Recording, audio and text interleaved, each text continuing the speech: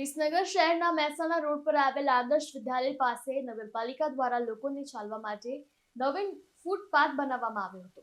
તે અંગેના સમાચાર ગઈકાલે જ પ્રસારિત કરવામાં આવતા વહીવટી તંત્ર હરકતમાં આવ્યું છે અને તાત્કાલિક અસરથી આ હોર્ડિંગ્સ પણ હટાવવામાં આવ્યા છે.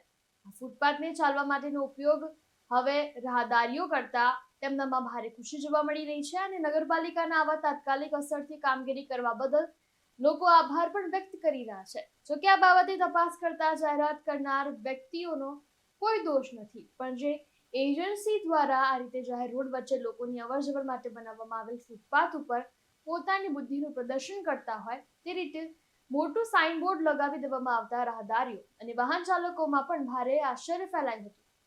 જો લોકોની હવે એ પણ માંગ છે કે આ ફૂટપાથ ઉપર હવે નાસ્તાની લારીઓ અને પાથરણા પાથરીને ફરતા વેપારીઓ અડીંગો જમાવી દેશે તો ટ્રાફિકની અડચણરૂપ બનશે, તો પાલિકાના સત્તાધીશો આ બાબતે કોઈ કાર્યવાહી કરશે કે નહીં? ત્યારે હાલ તો નગરપાલિકાની આ કામગીરીની પ્રશંસા લોકો કરી રહ્યા છે. વસીમ મંસૂરી સાથે પ્રકાશ સોની, ચક્રવાત ન્યૂઝ, વિસનગર.